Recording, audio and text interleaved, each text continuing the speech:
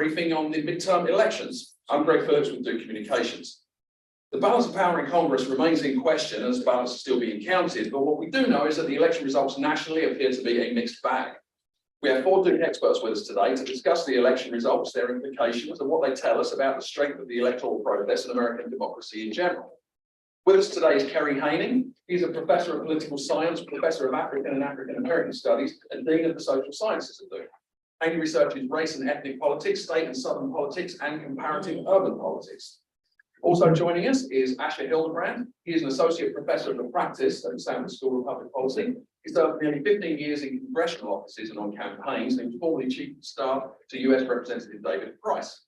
And we have Adrienne Lenz-Smith. She is an associate professor and associate chair in Duke's Department of History, where she teaches courses on the civil rights movement, Black lives, and modern America. And joining us in a few minutes will be Matt McCorkle. He's a professor of the practice at the Stanford School and director of the Polis Center for Politics. McCorkle was an issues consultant to Democratic political candidates, state governments, and others for more than 25 years. Ashley Hildebrand, we'll start with you. There are still unresolved races at the federal level, but what do we know at this point about how Congress looks, and what, if anything, can we infer about the races that have yet to be decided? So first, thank you to Duke Communications for hosting this briefing. And I want to extend a welcome to all of the journalists visiting here in Durham from around the world, as well as to others tuning in online. There's still a lot we don't know, as you say, Greg. 5 Senate races and a few dozen House races have yet to be called, leaving both chambers still hanging in the balance. But the fact that they are still hanging in the balance tells us much of what we need to know about the outcome, because nobody expected Democrats to have even a chance at maintaining their House majority. And in the last weeks of the campaign, many had confidently predicted Republicans would march to a Senate majority as well. Instead, based on what we know right now, the most probable outcome is that Democrats narrowly maintain control of the Senate, assuming that they carry Arizona and either Nevada or Georgia. Republicans are still likely to win a House majority, though by no means a commanding one, with Democrats winning key bellwether races in North Carolina and elsewhere. Democrats have already flipped 2 governorships in historic fashion, electing the first Black governor of Maryland and the first openly lesbian governor in the nation's history in Massachusetts. They are also fended off Republican challengers in other states, including Michigan and Wisconsin, though could offset that partially with potential losses in Nevada and maybe Oregon. And Democrats have flipped at least 3 state legislative chambers, including both chambers in Michigan for the first time since 1984, compared to 0 for Republicans. There have been highlights for Republicans too, including running away with statewide races in Florida and overperforming in Georgia, North Carolina, even New York State. But to put it another way, so far there have been few, if any, surprises breaking in the direction of Republicans, whereas there have been many surprises breaking in the direction of Democrats. And this outcome flies in the face of 2 rather fundamental laws of American politics. First, that voters tend to punish the party in power in the midterm elections. And second, that when economic concerns predominate in voters' minds, that's bad for incumbents. And so we can talk more about how this happened, sort of what are the major factors behind this sort of stalemate that is probably a good night for Democrats overall. But let me stop there in terms of a broad overview, and we can get into further details later. Absolutely, yeah. We'll dig in more into that, and when Professor McCorkle joins us, we'll talk a lot more about North Carolina. Now, Kerry Haining, I'd like to move on to you. As you look at the kind of results across the South and you study changing demographics in this country, what kind of leaps out at you? What kind of some of observations that you're taking away on this morning after the election? Thank you for having me, and thank you all for being here and again. Welcome to you. Let me start by saying we did a pre-election panel several weeks ago.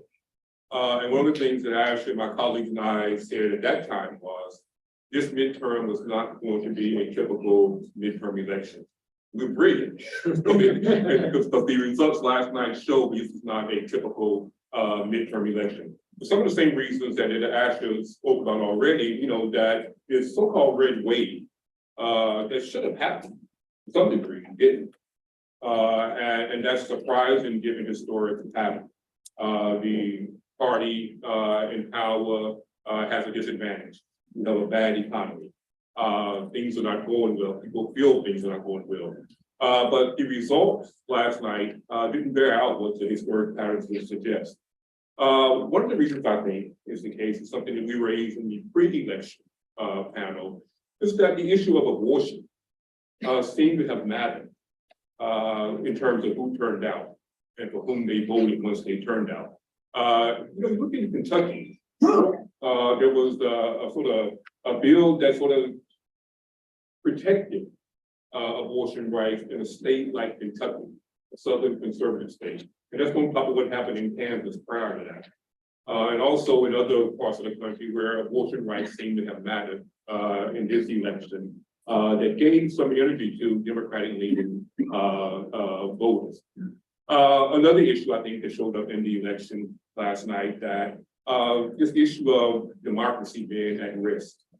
There appears to be some evidence that voters chose with that in mind. They made their choices with some of those issues in mind, the threats to American democracy writ large.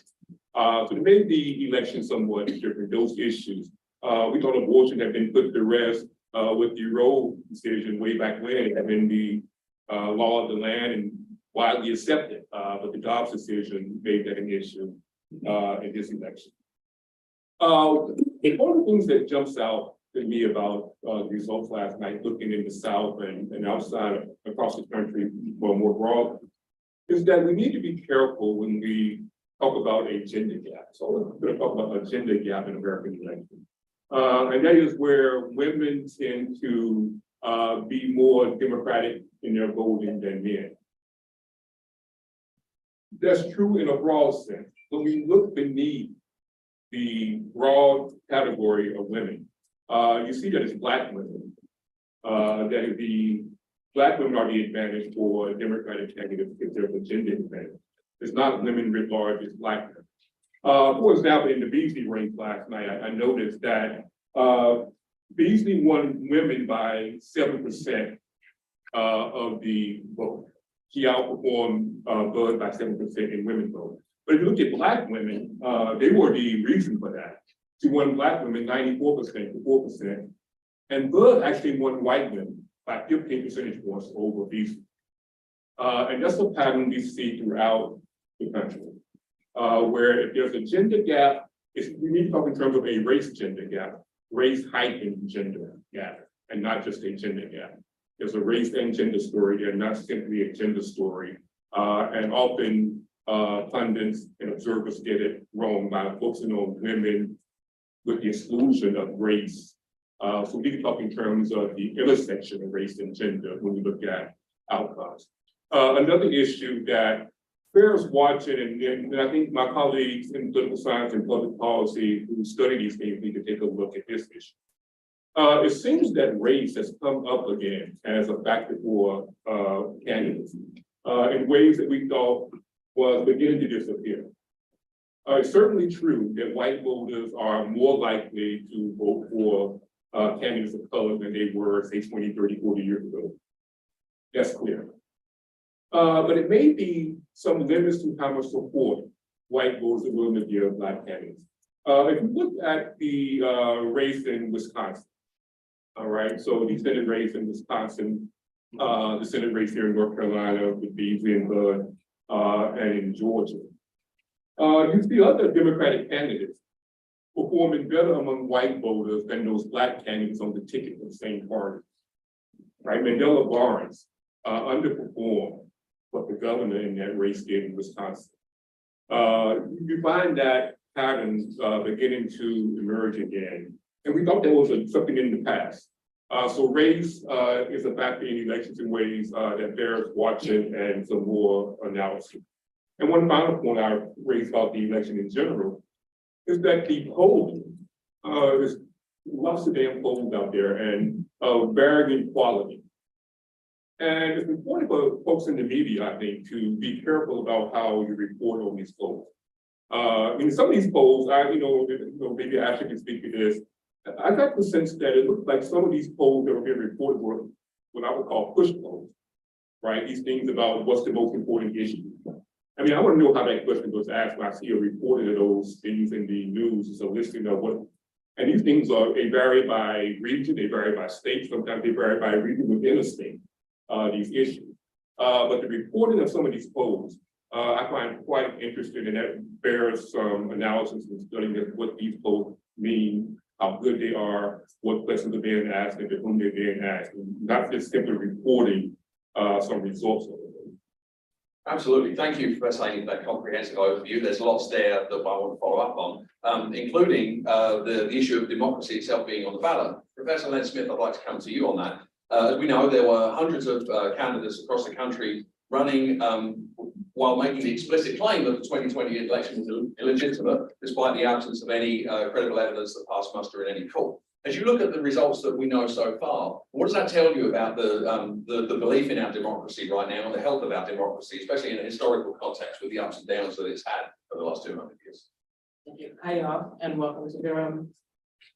I am a historian. I'm a historian of the 20th century, broadly, United States. I began my career looking specifically at the era of disenfranchisement in the American South, sort of the 1890s, when Southern states rewrote their state constitutions in order to push Black voters out, and in pushing out those Black voters, keeping a whole bunch of everyday white people with them, right? And then I sort of followed the Black freedom struggle in the aftermath of that.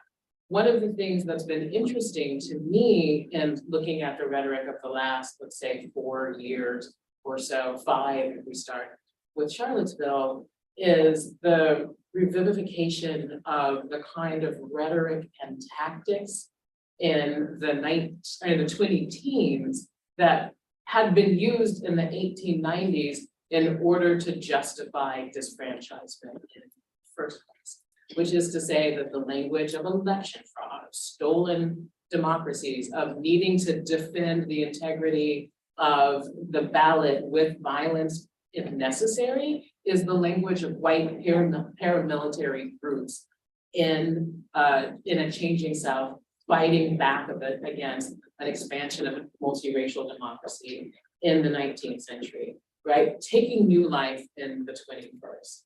I'm a historian. I think nothing should shock me. I argue with my students about how we shouldn't have narratives of progress. And yet even I was taken back because I didn't realize that we could go back to the white supremacy campaigns, right? That brought Jim Crow into being. And yet, not exactly the same thing, right? And things are never exact duplicates of the past, but there is a borrowing of that language, a learning from that strategy to do similar work, which at the end of the day is maintaining political power for a small subset of people, right? And distributing economic resources up to that small set of people who want to hold on to economic power. Right? There shouldn't be as much resonance between the 19th century and the 21st as we see. I find that concerning, I find it upsetting. I think a lot of people do. They might not have the exact language for it that I do because they haven't spent as much time with their brain in the 1890s as I have, but they see it happening. So it's a little bit absurd to talk about high voter turnout when voter turnout was in what, the 50s, right? But for a midterm election, that's a high voter turnout. And in higher numbers among young people than a lot of the rhetoric of what we say about Gen Z would have you think. I think that bespeaks concern, right? I think that young people were told that they were supposed to have one vision of a kind of like multiracial American democracy, and then see this like, upsurge of racial nationalism. And they worry about it. That combined, as Carrie Haney said, with the Dobbs decision, another moment where people had to stop and think about how much they'd embraced narratives of progress in terms of rights and kind of like people's control over their own personhood, right? Like I think Dobbs scared a lot of voters who had stopped thinking that their vote mattered. If there's a big takeaway for me, it would be that we are reminded in a way that I hope folks internalize, but I worry that they won't, that democracy isn't just something that happens, right? There's a way that as a product of American exceptionalism, there's this kind of sense that it's just innate. Like, of course, we're going to always have democracy because look at us, we're awesome, right? As opposed to our democracy is actually very, very new. We only really tried having it for everyone starting in 1965 with the Voting Rights Act. And we were told a short less than 50 years later with Shelby versus Holder, like, oh, we don't need the federal government to guarantee people's voting rights anymore. So let's stop that, right? That's when the experiment in protecting a robust democracy ended. So now it is incumbent upon folks to do the work, show up, pay attention and be active in order to make sure that democracy perpetuates. It doesn't just happen. It's not inherent in kind of the American psyche. The question is whether people will be able to maintain the energy to protect it and sort of reasonable knowledge to figure out strategies for protecting it. That's a lot in kind of one go, so I'll wind down. But the other thing that I'll say, which I think y'all as reporters know better than I do, that one of the things that ties into the health of American democracy and that I worry about is the kind of depth of local news and the impoverishment of local reporting. We shouldn't be surprised by many of the outcomes that we've seen, or we are in the process of seeing today and yesterday. And we wouldn't be surprised if there were more on the ground people talking to people in an in-depth and nuanced way that wasn't just kind of like repeating popular wisdom that's produced kind of at this level instead of sort of closer to the ground. Absolutely. Thank you, Professor Len Smith, and perfect timing. Professor McIntyre, I've already introduced you before you came into the room. That's perfect timing. So I'd like to come to you and talk a little bit about North Carolina. Republicans gained seats in both chambers of the state legislature, but while they gained a supermajority in the Senate, they appear to be one short in the House. So what does that mean for the next legislative session, the remainder of Governor Roy Cooper's term? How do you see North Carolina shaping up as a result of these elections? There are going to be a lot of Democratic legislators getting lavish attention from Republicans to desert the Governor Cooper on the veto. But just in general, I think that it was another disappointing night for North Carolina Democrats. If you look at the way the analysis, I quickly blurry-eyed looked at the analysis late last night, and it looked very familiar, the patterns in North Carolina, where Sherry Beasley did not get as strong a support as Biden did in the big cities in North Carolina, the 10 or so that are above 100,000. Strong support, but just slightly below. And in what I focus on, the fringe metropolitan counties near those big city counties, the 28, I call them countrypolitan, Bud did as well or better than Trump did in 20. So Beasley loses by double the margin. Biden lost by 70,000. Beasley loses by 140,000. So again, a depressing pattern for Democrats being able to find a majority. And that affected the judicial races. In fact, it's polarization all the way down. Very hard to tell the difference between the results in the judicial races and what happened with Beasley. And in the legislature, the Democrats did hold on to the House in the sense that the Republicans are one short of a supermajority status. They did get the supermajority back in the Senate. That's very perilous for Democrats and for Governor Cooper, just one vote. So maybe there's something of a silver lining there. The only silver lining I really know of is the Nickel race in the 13th congressional district. North Carolina the Democrats picked up a congressional seat. Now, to get to the problems with that, because the North Carolina Supreme Court flipped and is now in Republican control, that probably means there will be no redistricting or gerrymandering control.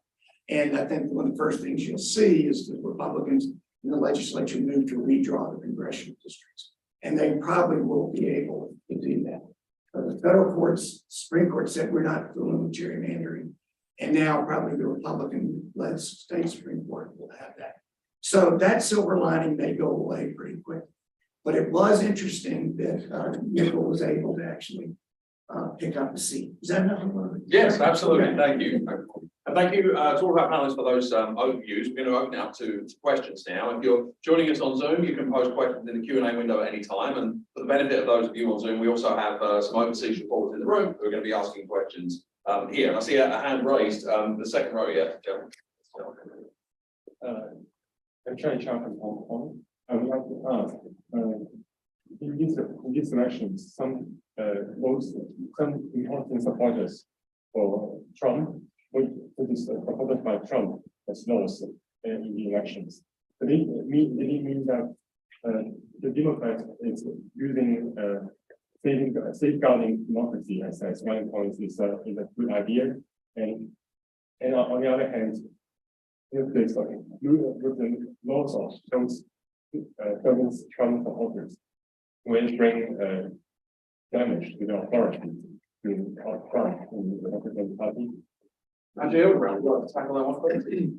I'll start with it, and I don't like to quote cable news networks, but this morning MSNBC said that we can explain this election with the 3 Ds of Dobbs deniers, meaning election deniers, and Donald, meaning Donald Trump. And I think that's a helpful framework to start. Kerry has already addressed Dobbs to a degree, and so I'll try to pick up on the other 2. First, in terms of Trump, there's no question that this was a bad election for Donald Trump.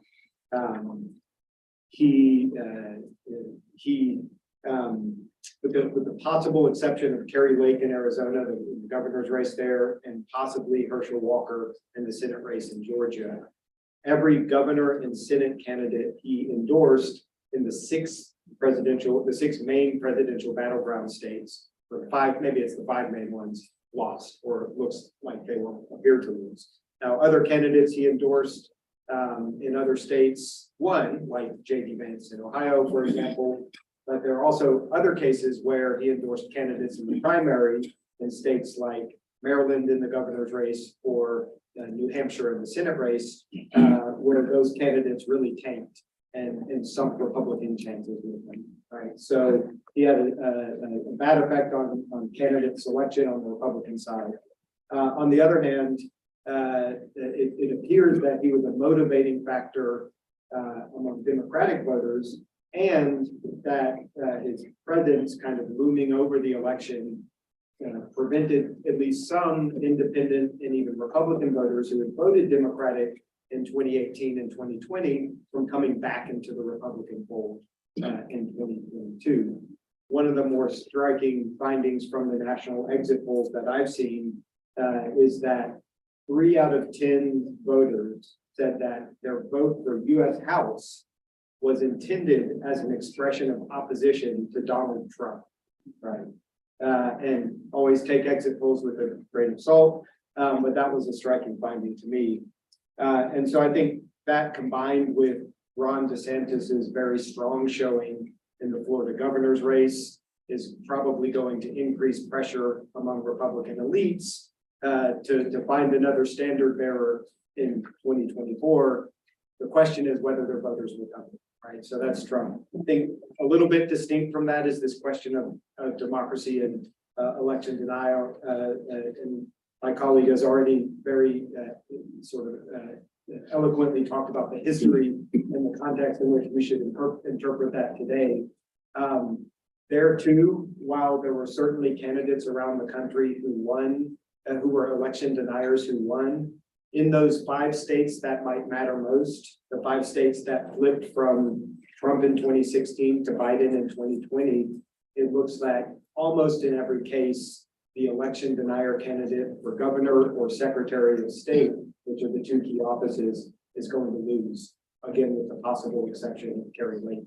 and Arizona. And in some of those cases, that might just be because they were bad candidates, right? But there's also some evidence that voters cared about democracy when they went to the polls in a way that they haven't before.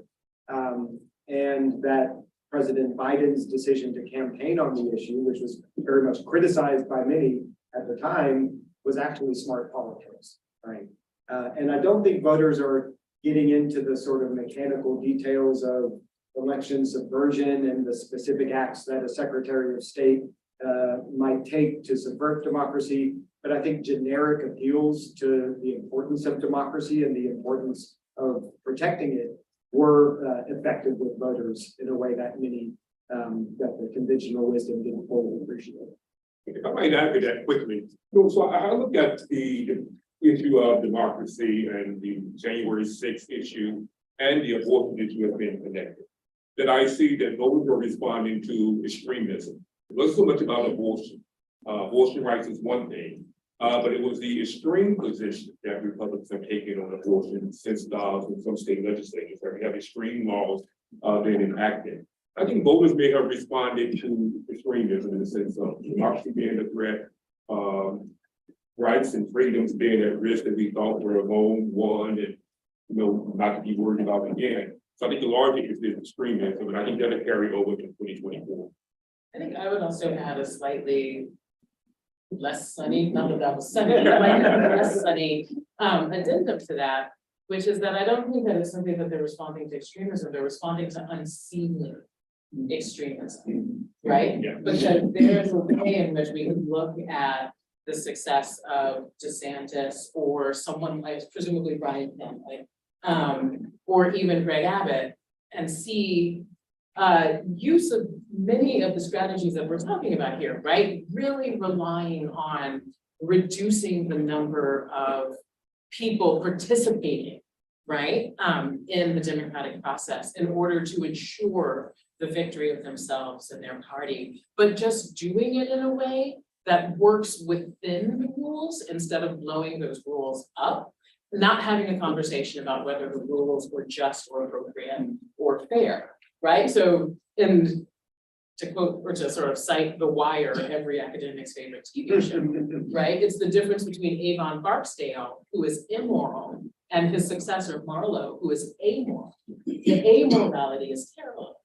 The sort of Trumpian tilt towards totalitarian anarchy is frightening, but that doesn't mean that democracy is fully healthy if the way that people maintain power is just to jettison others out of electoral participation. I'll just pick up on that comment. You could say that the dilemma for the Republicans now is what to do about Trump. The dilemma for the Democrats is what to do if there is no Trump. Democrats better watch out what happened in Florida as turning a competitive state and turning Latino voters, especially, away from the Democratic Party. That's the trend that I think Democrats, if Democrats have Trump around, there's a formula now for that. And I think that goes to your point about what kind of extremism, but Democrats better consider what happens if there is no Trump in 2024. Absolutely, thank you all for that. And I'm going to go to a couple of the online questions before we come back to questions from the room. And one of them relates to the point, Professor McCall, that you just made. And actually, Hildebrand, and I'm interested in all the panels on this, and it's similar to what you said, the magnitude of advantage from Ron DeSantis in that gubernatorial race, how much emphasis, how much momentum does that give him moving into 2024 relative to what he had yesterday? And Hildebrand, you want to tackle that first, then please do. I was talking to Mac about this before now, and I think we have to be careful not to over attribute structural trends to the individual success of the success of individual candidates. Right? Florida has been shifting red over the last few election cycles, and DeSantis was riding that wave. He did not cause that wave. On the other hand, if the sort of state of play nationally within the Republican Party is in part a question of, are there viable alternatives to Donald Trump? who could appeal to some of the voters who supported Trump while also coalescing other parts of the Republican coalition. There's no question that DeSantis is the first among equals right now in terms of alternatives to Donald Trump, and that this result last night only strengthened his case that believe that. That, so I wouldn't over analyze Florida. I mean, one election doesn't make a trend or pattern yet.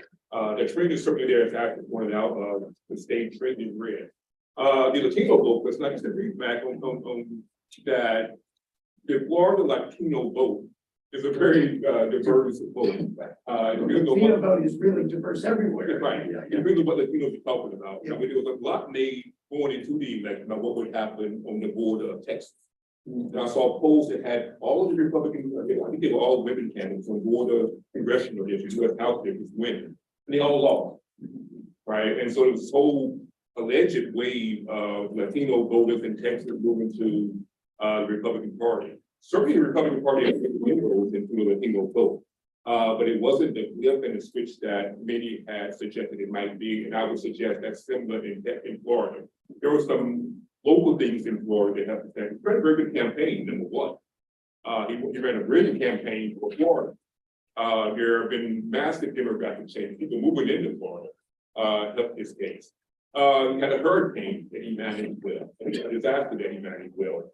He got good points for how he managed the pandemic in Florida. I mean, he opened up, never closed down, and somehow that worked to his advantage in that particular state vis-a-vis other states.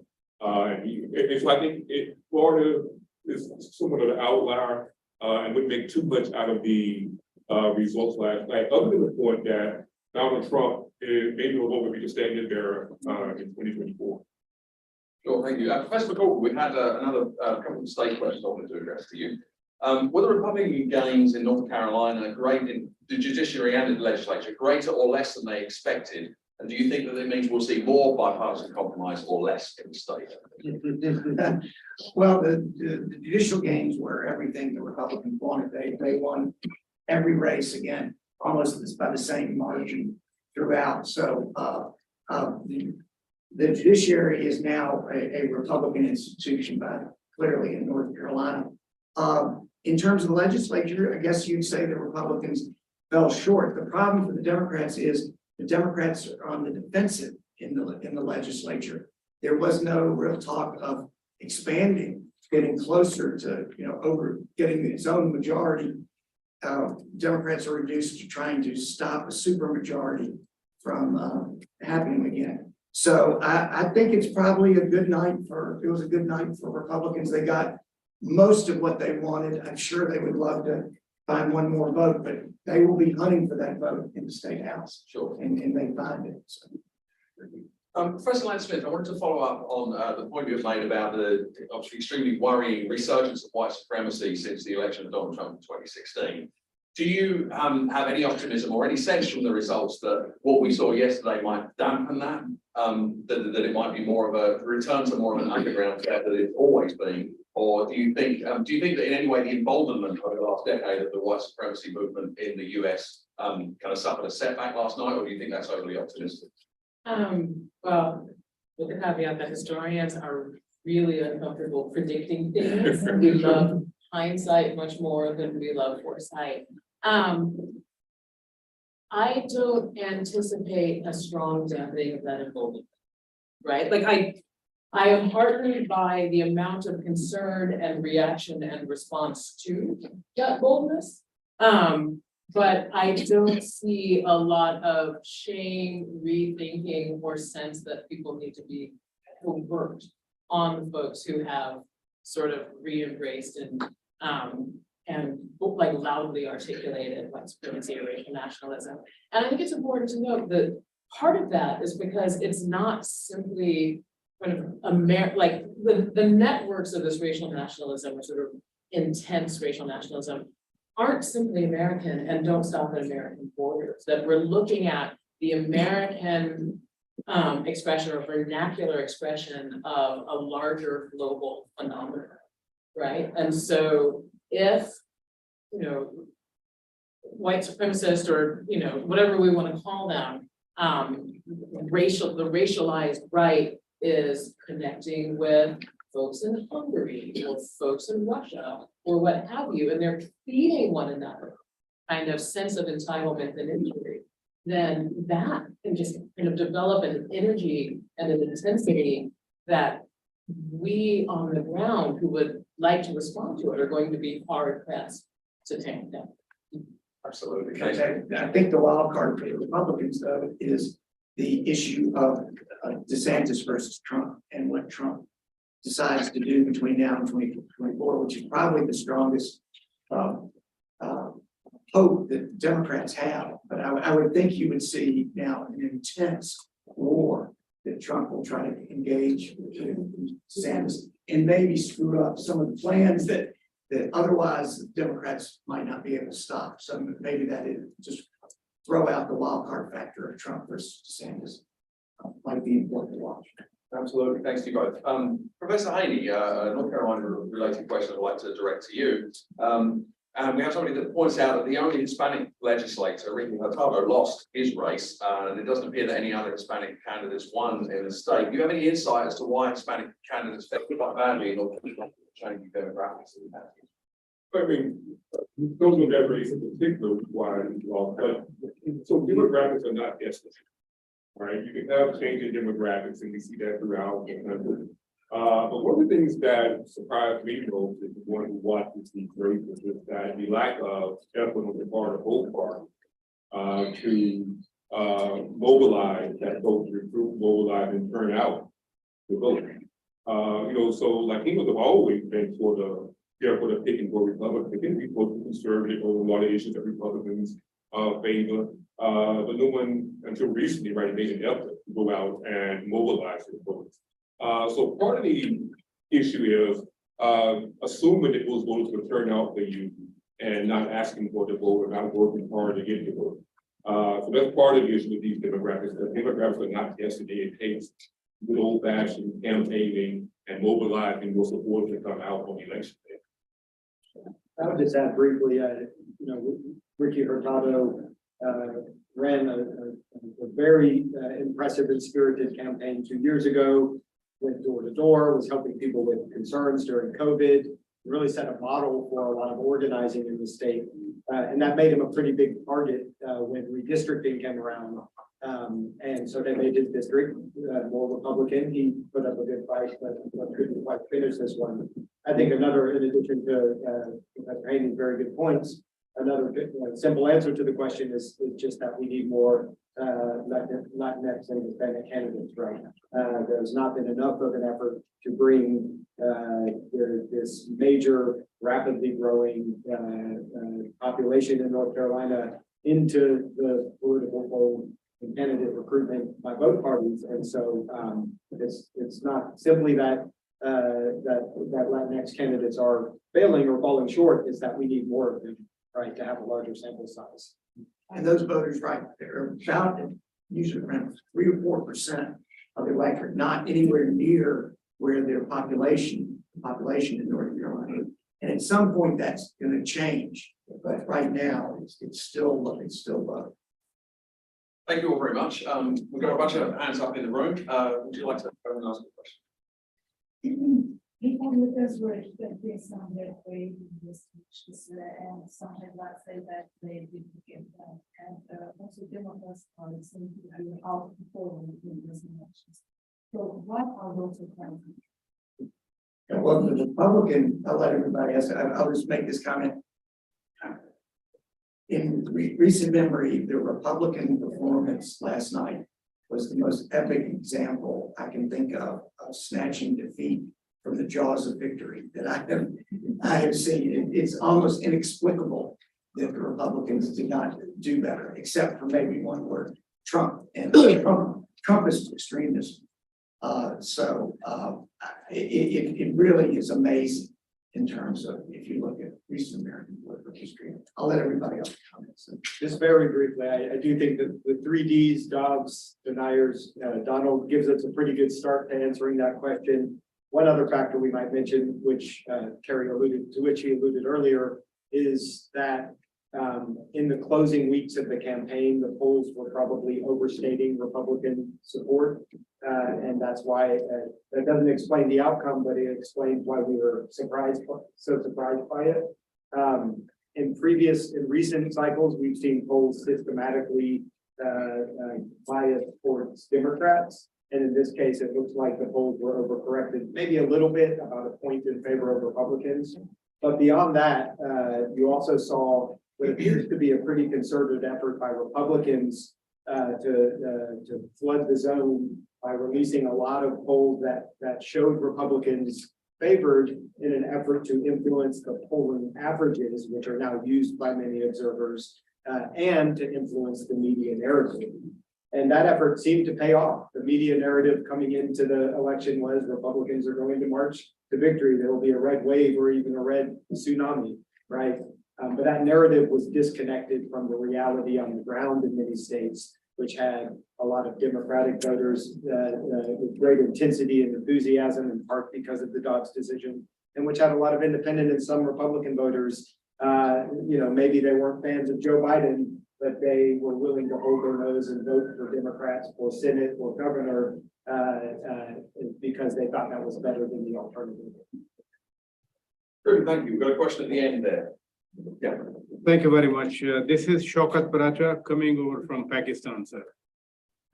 But my question is, when we got here a few days back, and we had interaction with different people, we heard chances of violence, people talking about not accepting the poll results or the election laws. As Dr. Saab said that people have given a message to protect the democracy. So how this message from within the United States is going to impact other regions? Because in our region, especially tendency is that they come with hordes of people and they just think to do what President Donald Trump did on 6th of January or his supporters did. Second question is, since Donald Trump himself became part of this process that he was conversing with some of the candidates, his association with the electioneering and the outcome, rather poor outcome for Republican, how it's going to impact his candidature for future presidential election? No, I think, as we said earlier, that last night, the win in Florida by DeSantis and the loss of Trump endorsed candidates in another state would have a tremendous impact on Donald Trump's future. Not only that, sometimes from the table too, in this vein, I think last night may have sped up the clock of a potential indictment for former President Trump, right? That he's now clearly not, the standard bearer. And I think it's some opening now for there may be an indictment of Trump. So that is another factor that is part of the conversation that's yet to be fully revealed. But I don't think it's going away. This issue is going away. I suspect President Biden is on his way abroad. You mentioned what does it mean beyond the shores of this country. I suspect that he will reassure allies and others that see what happened last night, that we have at least not turned the tide, but at least put a barrier, and that democracy is safe in this country, and those results can, if you want those results to say so. The January 6th committee is not yet done with this work. I suspect they'll be quickly, as depending on how the outcome, the Republicans are likely to win a majority in the House, and this committee will soon go out of business. So they have a couple of months to wrap up. I suspect you'll see some speeding up of their activities along these lines, and there'll be more messages coming out about democracy in January 6th and what happened.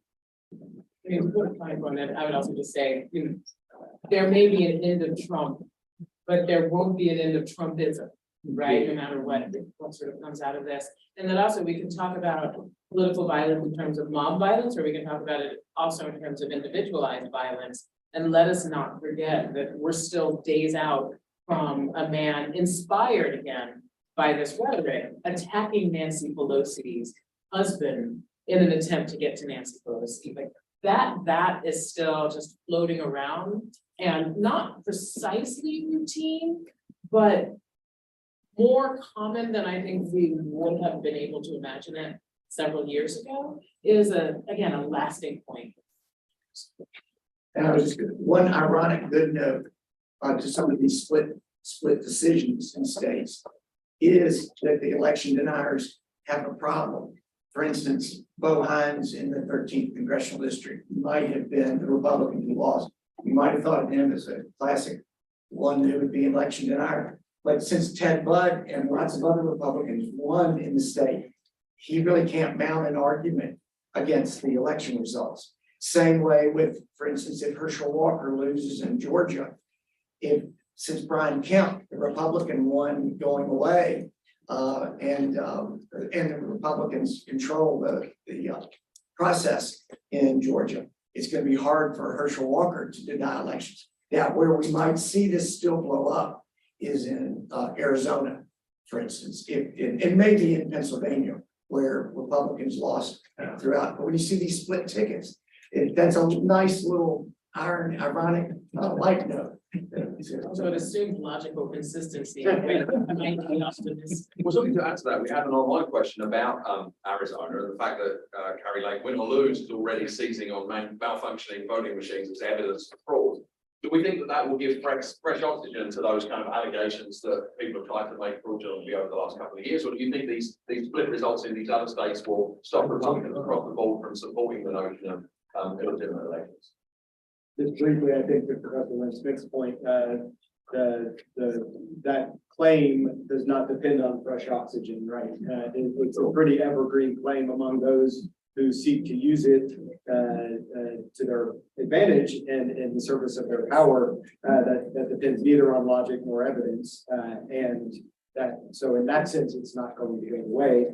I do feel like we can take some, at least short-term measure of reassurance that more claims have not been made around the country to that effect. For various reasons, even in cases where it looked pretty dicey, it looked pretty uncertain, like the governor's race in Pennsylvania, we've seen pretty decisive victories. We can also take some measure of reassurance in the fact that the election, by and large, would run very smoothly, right? Despite the fact that we're still in this pandemic, we're still unsure of voting methods. There's been a lot of changes. There were very, very few irregularities nationwide. And so I guess I temper short-term reassurance with still long-term concern that those claims of voter fraud have been with us for nearly all of our history and are not going away anytime soon. One major factor I think to watch carefully is to see what Majority Leader McConnell and Majority Leader McCarthy, what they do. It's in their interest to tamp this down as well. Looking at those results is, that this is a losing proposition for Republicans going forward, with this nonsense about voter fraud and the way that they made it in a few years. So my guess is you'll see leadership in Congress come out and talk about how fine the election was. This is in their interest to tamp this down. Carrie Lake aside, it cannot go forward with this as an issue and a campaign issue for Republicans. They'll continue to lose. They're getting close to a majority, right? And so they want to win and defeat a majority party. And that's not a way forward, I think, if we go flat election. Great, thank you. Want to come back to one state-related question online. A number of people have asked it. And Frank McCall, I'll start with you and interested in everyone's perspective on this. Do we know yet what the outcome of the election in North Carolina will mean for abortion rights specifically in this state? Because obviously we've had the big legislature switch. There is still barely, it appears, a functioning veto that the governor has. Is it too soon to say, or what do you expect the legislature to do, if anything, on abortion? Well, I guess it's too soon to say. I mean, one vote in the House, that's the protection for abortion rights. So and you have to assume that every Democrat would support Governor Cooper's veto. So we need to see. It's very close. The other thing that clearly happened is with the Republican takeover in the Supreme Court, and the Court of Appeals, there will be no state constitutional argument on privacy grounds or protecting abortion, access to abortion from the judiciary. And so it completely revolves around every Democrat in the House staying loyal to upholding veto from Cooper. There could be questions about that. Professor Haney, there was a lot of talk nationally at the state level coming into this election that whether young voters would mobilise in the numbers that they never traditionally do if the Dobbs and anti-abortion decision would do that. Are there any signs yet of whether we saw higher than usual turnout among young voters in this election? It's mixed with the data I looked at. There appears to be some evidence the young voters mobilized and turned out in higher numbers than in previous midterm elections. But it's also clear there are a lot of young voters that don't pay. And again, the lack of efforts to mobilize those voters, it was on part of the Democrats. Where they have an advantage in that demographic, 18 to say 35-year-old, tend to be Democratic leaning voters. And in part because of the issues of, say, abortion, individual rights, environmental issues, issues that are front and center for young voters. The Democrats have not made concerted effort to mobilize voters. That's the most fascinating thing to me watching American elections over the last couple of decades. I watch this as a profession and I'm a political junkie. So I watch TV and all the ads. 2 or 3 weeks ago, if I see one more damn ad, I'm going to break my television. I don't understand why candidates and campaigns spend money for new ads in the last 2 or 3 weeks of the campaign. That money we better spend getting your voters to the poll. I will submit that most voters 2 or 3 weeks out have made up their mind. And the few who haven't, the money that you'll spend trying to get those few be better spent on trying to get the ones you know are going to support you to actually show up and cast a ballot. But we spend billions of dollars around the country you've had. And again, I do it as a professional, like to watch it, but I was ready to break my television if I see another ad. And so I think regular voters may feel the same way. And so it's a lack of effort and concerted effort to turn out these particularly young people, to reach young people and get them out to the polls. We know it's a hard demographic to get out for various reasons, but the lack of effort to do so is a factor there as well. These comments also make me think, I understand why Democrats make reproductive justice a democratic issue, a partisan issue, because it serves them well. But I think one of the ways you can read the way people have voted in states against bills trying to criminalize abortion is that it like Republican women have abortions for a variety of reasons. That people who are actually thinking about this from the standpoint of advocating kind of reproductive rights should resist the language of this is a Democratic issue or this is a Republican issue, and actually think about it as a way to get people to see rights as not adhering in individual groups' interest, but in everything. Thank you. Professor Lane-Smith, I'd like to stay with you for a moment. As you mentioned earlier, you studied disenfranchisement in this country and the history of it. As you look at the results from yesterday, and obviously we're going to have an extremely contentious presidential election in 2 years, how much do you see the disenfranchisement of voters being front of mind in that? Because obviously, the various local rules that are put in place to kind of put obstacles in front of you getting to the polls can influence results. Is that something that you think the Democrats should be focusing on in the next 2 years? Do you think there's been enough of a focus on making sure that everybody's empowered to bring their vote? No, I don't think there's been enough focus in making sure that everyone's been empowered to free and fair vote. People always talk about Stacey Abrams like she's Superwoman, and there's a way in which I 100% understand that.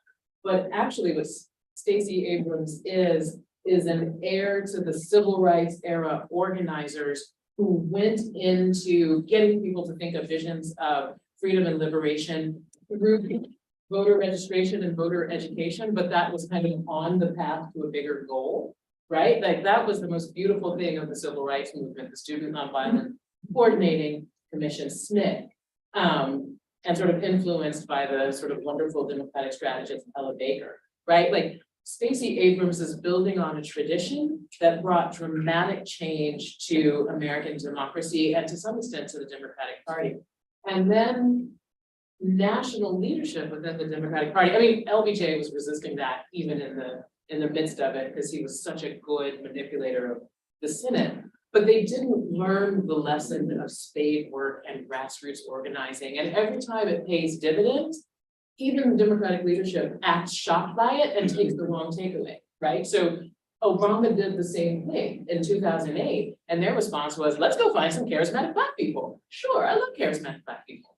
But that's not what made the difference in that election. It was Obama's sort of folks on the ground understanding that connecting with people and getting them to articulate their own interests was the path forward to victory. And until Democrats can figure out democracy, like, they're always going to be on the defensive. My turnout and mobilization is absolutely essential. I think in the South especially, that Democrats, I was speaking directly in North Carolina, we're gonna have to, Democrats will have to go beyond turnout and mobilization. What's happening is that there is not enough of a democratic political culture in too many parts of the state. And the idea that we're gonna go out in the last month and go get our voters, which is really important, is gonna be enough, is proving now for 30 years not to be enough. And you can argue that the mobilization should be done better, and it should, and turnout should be more effective, and it should. But there's still a larger problem that if you think that you're gonna go get your voters in the last month, things are already decided in many, many respects. So I think the Democrats have to look at a lot of these beachheads, havens, enclaves throughout the state, and supporting people running for city council, people running for state legislatures, and building, not just going to get voters, which is absolutely essential, but going beyond that and starting to have real democratic political cultures where people can win city council. People forget in North Carolina, there's a Democratic mayor in Gaston, North Carolina. There's a Democratic mayor in Beaufort. There's a Democratic mayor in, in a number of places in Sanford, North Carolina. But those counties just are so red. So turning out voters is really important, but I think we're gonna have to start thinking about a new generation of leadership and Democrats supporting, getting supported by state and national figures, not just in terms of mobilization, but actually creating a new generation of political leadership throughout the states, especially in the southern states. I think we're saying the same thing, but I think small d democratic culture, not just big D democratic. Well, yeah, I mean, for a Democratic Party, they better think of ways to connect with people so that the Democratic Party has some existence in some of these places that it doesn't. But that depends on probably having a little d democratic culture at bottom, yeah. Thank you both. We're going to wrap up the Zoom portion in a minute so we can get some more questions in from everybody in the room. But before we do, Professor Haney, you mentioned polling earlier, and polling's reputation in general took a beating during 2016 and 2020 when it didn't necessarily indicate what was happening. Do you have any sense whether polling has kind of bounced back and actually provided us with any insight into what was going to happen in this election, or is the polling industry in general really got to look at itself and figure out whether it needs to fundamentally change how it's trying to engage people's teams? So that's an interesting question. So let me say, I don't think that polling missed so badly in 2015 and 20. I mean, it was the interpretation of the polls in many instances, how the media reported what the polls actually told us, and over-reported or misreported what the most reputable polls showed. So the polls haven't missed so baddy if you look at the margins of errors and you incorporate that in the analysis. But the point I was making earlier about the polls as words, I mean, and Asher alluded to this as well, that there's so many, and they flood the airwaves in the last stages of the campaign. I don't believe they're all legitimate polls. I think that's what all the this push poll effect that's going to take, right, is to sway voters with sort of false information, to sway the electorate by just releasing a bunch of stuff out there, to sort of set a tone, to encourage people to vote or to suppress vote by thinking, well, I'm so far behind, there's no need for me, my candidate's going to lose. I just saw these polls, there's no need for me to go vote, or I need a Russian vote. So I just don't believe all of the polls that are out there. I think it requires some careful analysis as to what these polls are saying, who the polls, what they ask, how they ask, what conclusions they draw, and what scientific basis they draw those conclusions. It behooves journalists to be careful in reporting polls. Gotcha, thank you. Professor McLaughlin, I wanted to ask you this. We've had a number of people asking specifically, what do you think were the factors that played into Sherry Beasley's defeat, Ted Budd's victory? And the same for the Bo Hines and Wiley Nickel races. Do you think there were specific factors that applied there that didn't apply in other races? No, I think that Sherry Beasley, I think in many respects, their campaigns can always be criticized, but I think she ran a good campaign in North Carolina. There is not a clear big D Democratic majority, especially in a year where, unless it's 2008, where it's a good national year. So I think she was more the victim of national conditioning. She also running against Ted Budd, as I've said to some reporters, Ted Budd tried to act like Richard Burr's fraternity brother in many respects. Recede into the wall, don't be crazy, be for Trump, but try to keep that under wraps. And he succeeded at that. So you can always make criticisms or say there are different factors. But when I look at the numbers, the Sherry Beasley Budd race very much like the Donald Trump, Joe Biden race in North Carolina with some adjustments downward and not much difference. So I would not get into what was wrong with Sherry Beasley. The interesting thing about the Nickel race, as far as I can tell, the Republicans were, Hines was getting the kind of Republican vote that Republicans usually get in Republican areas, but Nickel got a really strong vote from Wake County. So again, it was a little bit of how the district was designed. Again, there could be criticisms back and forth. I will say this way. I'll say this about Nickel. Nickel was lucky to be running against a young, inexperienced person who, unlike Budd, did not recede into the wall, who did act like he was the next coming of Madison Cawthorn, and then realized, oh, I better not do that. I need to modulate, and it was probably too late for Hines. But in the case of Beasley Budd, I would not get into many detailed criticisms of the Beasley campaign and see it more as a function of that. Let's do that. So I actually think there's a positive message coming out of for the Democrats coming out of the Beasley Budd race. Again, who would have predicted that we'd be talking about and watching North Carolina in the last weeks of this campaign in a national sense? The margin of victory of Budd is, I think, 4 percentage points. That's a close race, especially in the context of this midterm election where Republicans have a tremendous advantage. So I think there's some lessons to be learned by Democrats looking at what Beasley did and how she did it. She contoured her campaign to fit the state in which she was running. She didn't run like a Stacey Abrams or a Mandela Barnes. She ran like a Sherry Beasley in North Carolina. And there's a lesson to be learned in that. And those results, I think, bear that out if the Democrats look at the results carefully and not focus on the defeat, which was effective. Yeah, she ran who she was. She ran who she was. She was this. Right. I think it's a positive message coming out as the Democrats go forward. Thank you all for that analysis. We'll wrap up the Zoom portion a bit early, so if any of you want to do one-on-one interviews, you can. Does anybody have questions for the panel? Yeah, I have a quick question regarding like foreign policy. In case Republicans win these elections, how do you think it's going to affect foreign policy? There's going to be a big change, right? Asher can answer. It's a big question, and I find it hard to generalize across foreign policy because there are some areas of current foreign policy, for example, U.S. policy toward China, that for good or for bad, there's relative bipartisan agreement. There are other areas where it breaks down, and I think the big looming question is implications for the conflict in Ukraine and potential negotiations with Russia. I don't want to overstate that because while there's, I think, greater diversity of views on that among Republicans, In other words, more support for Russia and for more sympathy towards Russia among Republicans. That's not evident in all Republican elites and wouldn't necessarily translate into, say, a more favorable outcome. I've been personally very encouraged and a little bit surprised by how overwhelming the public support for Ukraine in this among Americans has been in this conflict.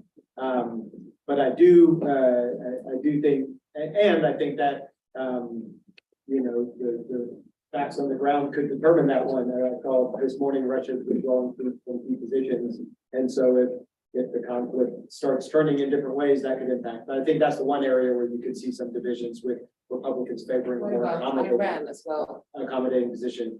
Iran as well, of course, until recently, a lot of the debate over Iran surrounded the nuclear agreement, and it's still the official position of President Biden, of Democrats in Congress, most Democrats in Congress, that we should renegotiate, re-enter that agreement.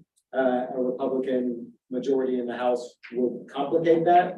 I don't know how likely it is to begin with, but of course now on top of that, you have debate over human rights and how much accountability the United States and other governments should hold for the human rights violations, the latest round of human rights violations in Iran, and just the overwhelming show of support or of opposition to the Iranian regime. And so I don't know how much that changes, how much official policy changes. It probably becomes a little less likely that a nuclear deal is negotiated, but again, I'm not sure how likely that was. I read here that House Minority Leader Kevin McCarthy said that he may block further defense and humanitarian aid to Ukraine if he becomes Speaker of the House next year. Yeah, so that's really the main one where I think there could be a big difference. Yes, ma'am. Hi, I'm Eriko from Hungary. So I can definitely see the same patterns happening here in the US as in my country. My question is that there was a lot of talk before the midterms about how polarized the US campaign became and how people talk about the other party. Do you think how do you think it affected the election? Do you see this polarization had some effect that how many people went to vote because they thought that the other party is trying to attack democracy or they're trying to attack freedom?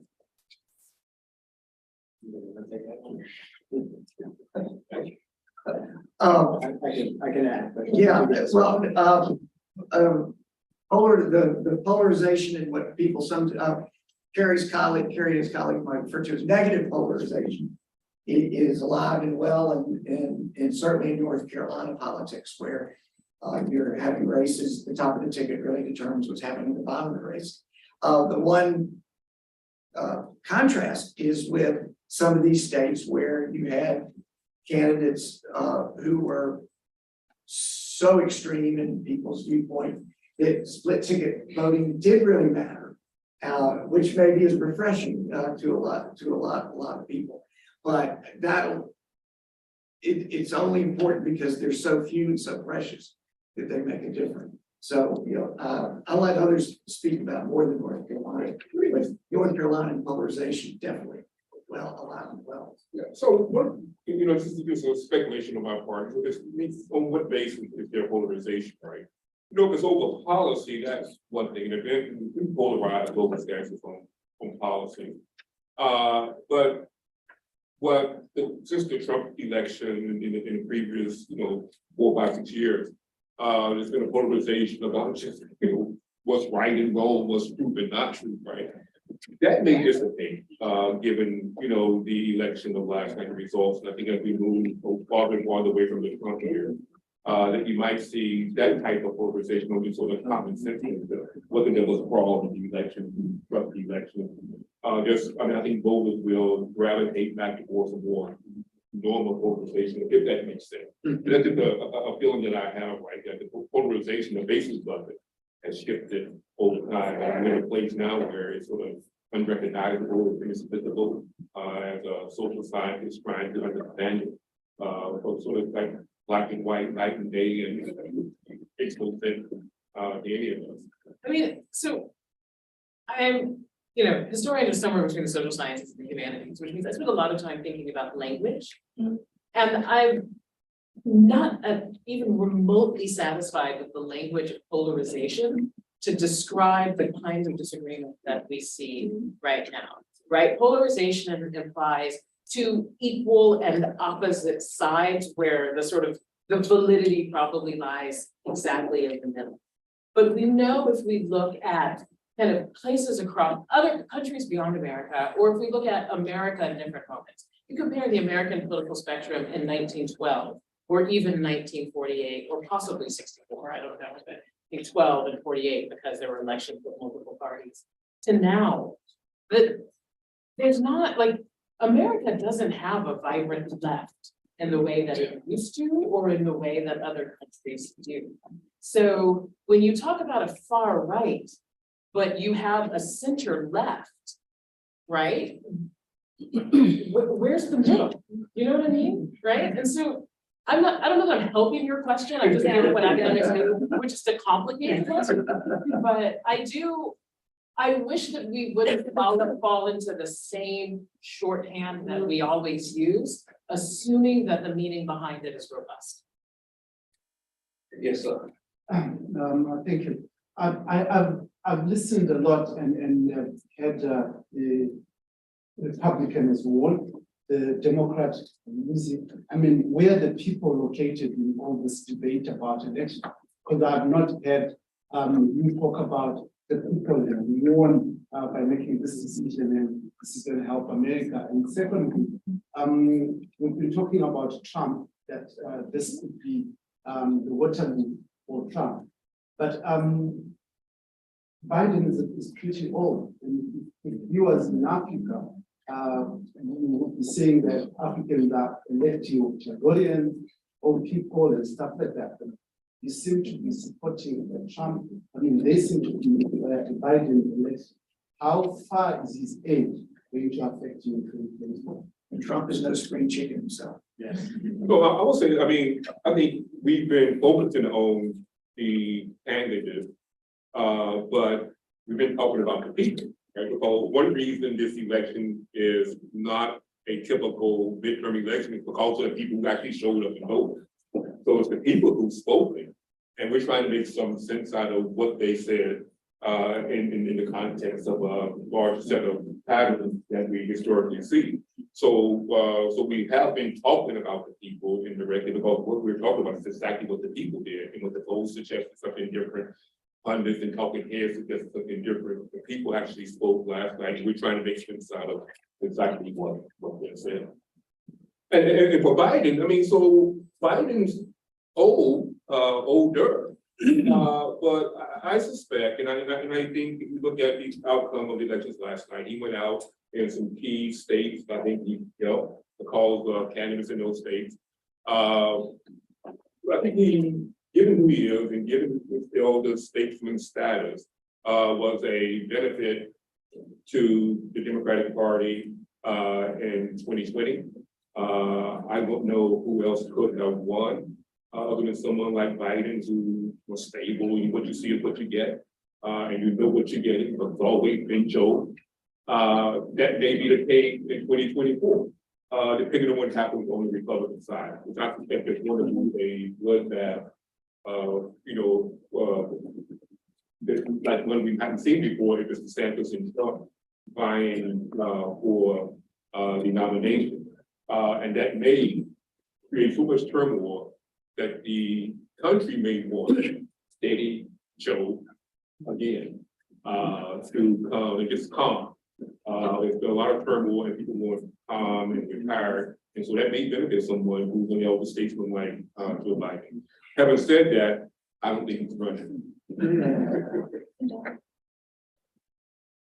I was just gonna add briefly, I take a slightly different view, only that I think one difference between the two parties right now is that whereas for the time being, Ron DeSantis is sort of the main potential rival to Trump. I don't think that there is a single main rival to Biden. And that's not because even Democratic voters overwhelmingly support Biden.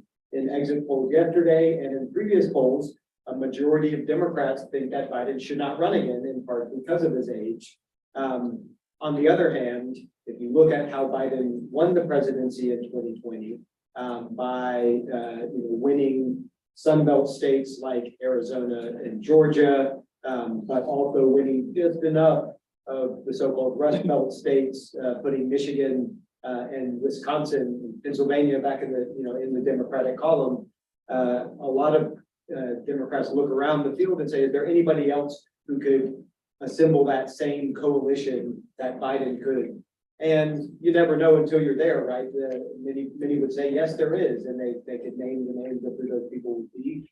But I think there's a lot of anxiety about the fact that Biden is this bridge from the past to the future, who is sort of uniquely capable of rising to the occasion that this moment called for within the Democratic Party.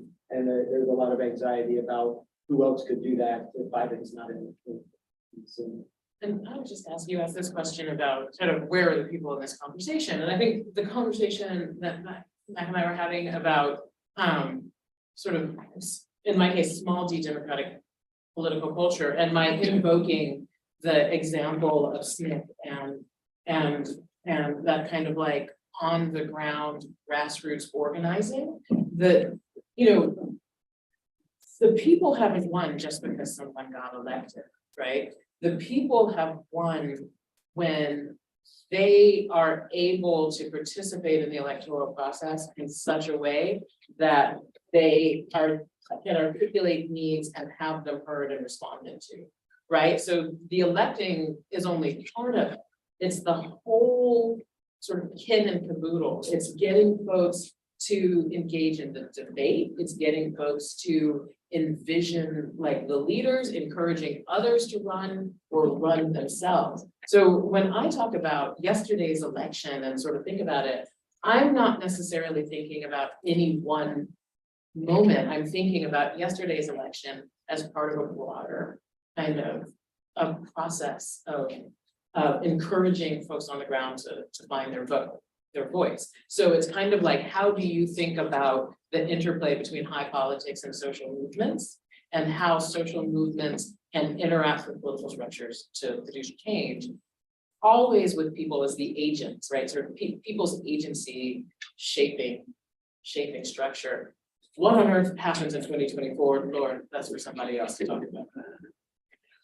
Real quick, just from the North Carolina perspective, speaking about the people, the biggest voting block in North Carolina is registered unaffiliated, more than Republican and Democrats, 36% registered unaffiliated. In all this kind of talk that we've been talking about Republicans and Democrats being polarized, or we need a better definition of that. Part of that definition is lots of people are opting out, want to opt out of this battle that the Democrats and Republicans seem to be, this death march that they seem to be involved in. And it's not showing up in North Carolina yet in terms of any kind of organized political force. But I think both parties need to be very worried, because they're going to be, I think you probably see an increase in independents in North Carolina, or unaffiliated, after the 2022 cycle. And in some way or another, that is a fragmentary evidence that people are getting left out of the process of Republicans and Democrats having this kind of death march fight. So, yes, sir. Yeah, hello, my name is Mauricio from El Salvador. In my country, I come from a Central American country, and I saw some situations for example, in Nicaragua, when the Presidente Arnoldo Alemán breaks the right in two parts. In El Salvador happens with Tony Saca. He breaks the official party in two parts, and the rights go out. Do you think Donald Trump wants to DeSantis about stop, I'm going for the president, not you. This will be a issue for Republican Party. The Republican Party can be break. If it doesn't break, the people, maybe it's bad with Trump and happy with Santis and somebody here and somebody here. And this is a win for the Democrats in 2024. Do you think about that? I'll just say, I think about that, and I think the sort of division of the Republican Party into a Trump faction and a DeSantis faction that is sort of this knockdown, drag out fight in 2024, in my view, is probably a best case scenario for big D Democrats, and in some ways a best case scenario for small d democracy, insofar as it allows pro-democratic forces to consolidate, perhaps win congressional majorities that they can enact new laws with, but also perhaps create space for another political alignment that would be a sort of conservative but pro-democratic force, right, which we do not have in this country right now. So I think it's a best case scenario. Do I think it's likely to happen? I'm not so sure, because I think right now the forces are still, the incentives are still such that either Donald Trump comes out of the picture because he's indicted or something like that, and that paves the way for DeSantis, or Donald Trump charges ahead carrying his followers with him, and DeSantis at some point decides it's not worth the political price that he would pay to take him on head first. And so there's a scenario where DeSantis is strong and Trump is weaker, and a scenario where Trump is stronger and DeSantis is weaker. And I think the scenario you're talking about requires them both to be kind of equally powerful within the Republican Party, and it's hard to see that equilibrium being maintained. And so we'll see. Let me just add to this, that I think it would be good for the Republican Party to have this battle. It's already happening beneath the surface, right? You have a internal civil war in the party. I think the state of the Republican Party, they need to have it all out, even if it costs them an election in the next cycle. If they don't solve this issue or figure out where the party is going, they're going to stay a party. It's going to continue to cost them elections up and down the ticket in multiple cycles. It may not be Trump and the others out there who are willing to have this battle with Trump. A former governor of New Jersey is one who's waiting in the wings and maybe running. Mike Pompeo, there are others around who may be willing to have this battle with Trump, and it may be something that's necessary to actually save the Republican Party, maybe good for the Republican Party to have it out sooner than later. If anybody else has a question, we can ask. If not, we can wrap up. And then if anybody has one-on-one questions, we can do that. Those see the raised hand. So thank you, everybody who joined us on Zoom and YouTube. We're going to call it there. Thank you to our panelists, Adrian Len Smith, Kerry Haney, Ashley Goldberg, and Matt McCall for providing your expertise and opinions. Those of you online, if you wish to join future briefings, email us at dukenews@duke.edu, or if you're watching on YouTube, please like and subscribe. That concludes the